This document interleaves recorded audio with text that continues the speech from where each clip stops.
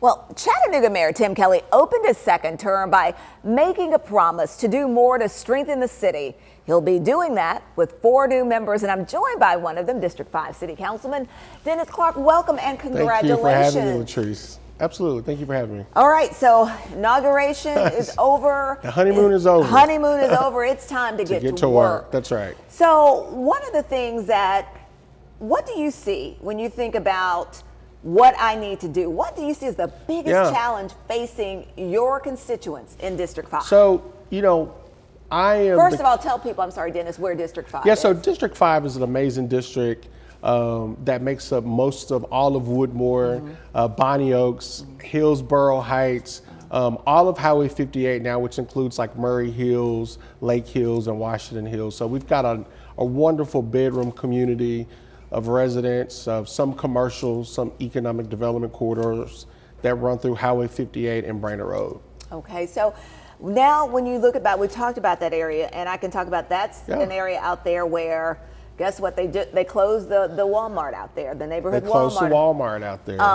And what are some of those issues that you see that are facing your community that you say, we've got to work on this? So my election to city council was a mandate.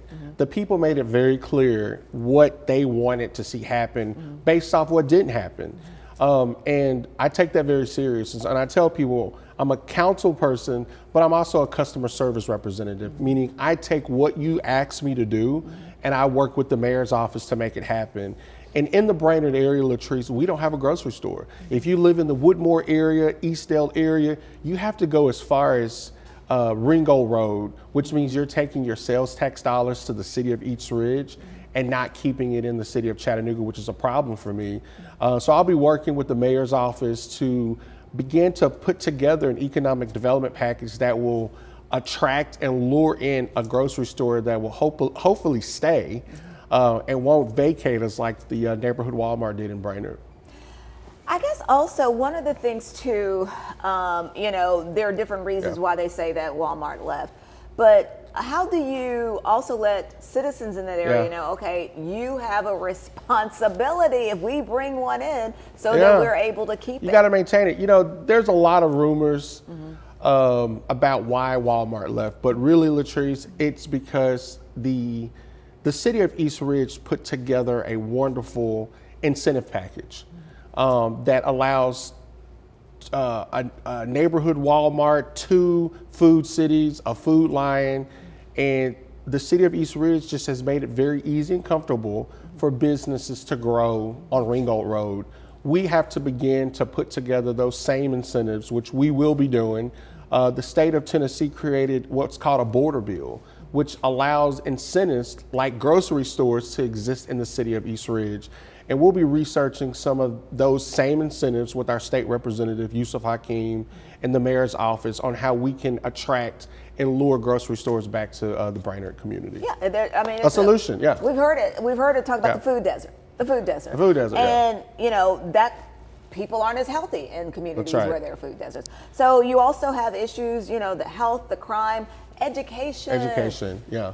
Well, the city's not in the education business, as they say. But I tell people that's not necessarily true. Our children who live in our communities. But those districts in your school. That's right. And those districts like Brainerd High School, CSLA, Woodmore, Dalewood, those are schools where our families live in our districts. And so I'll be looking for ways to partner with Caritza Mosley Jones, who's our school board member, who also is our administrator for early learning. So the city is not in the education business, but we are concerned about how our children are educated. And we're looking for ways to continue to support early learning, because we know if we get them early, we can get them through high school and graduate and become productive citizens in our community. So they're and erase that prison pipeline. And erase that prison. Where they start building prisons based on. Based on their reading levels in 3rd and 4th grade. Right. And so again, one of the things too is, like you said, education, getting those tests, so start them early. Start them early. And so what would you say just to your fellow, as we wrap up, Dennis, your fellow councilman on working together and moving this city forward? Yeah, we are the legislative branch and there's the executive branch. We have to work collaboratively with the mayor.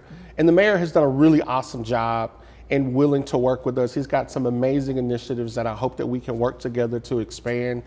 As the city councilman for District 5, my goal is to make sure we get our fair share, meaning we want to see the bacon in our district. We want to see the investments. You want to bring home the bacon We want to bring home the bacon in the district, and that's my plea to the administration, and that's also my bargaining chip with my other colleagues and saying there are neighborhoods, predominantly minority neighborhoods, that have not been properly invested in, and we now have to start having that conversation on how to close that gap. All right. Dennis, always good talking to you. You, We'll have to Latrice. come back Absolutely. and have another conversation. So there's the general information on how you get in touch with your city government. And of course, Dennis, they can get in touch with you through that. That's right. Okay. All righty then. And that is how you can reach your city council representative.